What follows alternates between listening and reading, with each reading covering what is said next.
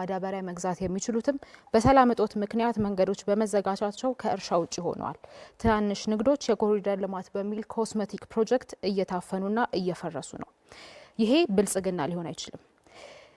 ፓርቲው የብልጽግና ፓርቲ ኢኮኖሚው እያደገ መሆኑን ይነግረናል። ኢኮኖሚው ለማን ያደገው የሚለውን ጥያቄ ሁላችንም መጠየቅ አለብን። ለባለስልጣናቱና ልጆቻቸው ወይስ ዕለት ተዕለት ለምንኖር ኢትዮጵያውያንና በልተን ማደር ላልቻለን ዜጎች? ስራ የማይፈጥር እድገት እውነተኛ እድገት ነው ብለን አናምንም። የዜጎችን ሁኔታ ሳያገናዝብ ዋጋ የሚጨምር ተሃድሶ ኃላፊነት የሚሰማው ተሃድሶ ወይም ሪፎርም ነው ብለንም አናምንም።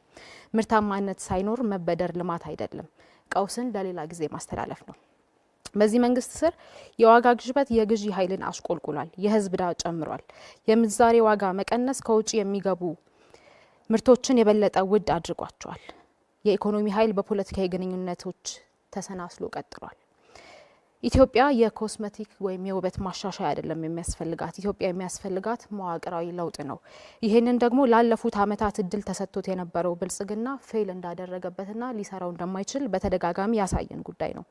ስለዚህም ትብብር ለኢትዮጵያ አንድነት ያመጣው አማራጭ ሀሳብ በግብርና ዘመናዊነትና በኢንዱስትሪ ልማት ላይ የተመሰረተ ምርታማ ኢኮኖሚ፣ ለአነስተኛና መካከለኛ ኢንተርፕራይዞች እውነተኛ ድጋፍ መስጠት፣ ጥብቅ ያለ የፊስካል ዲስፕሊንና የጸረ ሙስና ማስፈጸሚያ ሁኔታዎች፣ ፍትሐዊ ውድድር እንጂ ጥቅመኛ ካፒታሊዝምን አለማስፋፋት፣ ሰራተኞችን ገበሬዎችንና ወጣቶችን የሚጠብቅ የኢኮኖሚ ማሻሻያ ማድረግ እንደሆነ እናምናለን።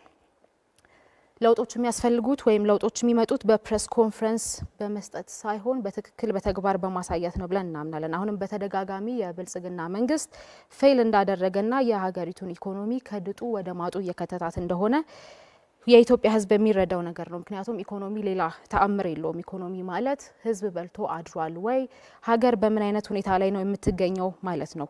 ቅድም እንደጠቀስኩት ውበት እኛን ወይም ደግሞ ሕዝብ ሊሸውዱ አይችሉም። የየዕለት እውነታችን በልቶ ማደር አለመቻል፣ ኪራይ አለመክፈል እንደሆነ የምንገነዘብና የምናውቀው ሁኔታ ነው። ሕዝባችን ጠንካራ እንደሆነ እናምናለን። ወጣቶቻችንም በጣም ብቁ ናቸው።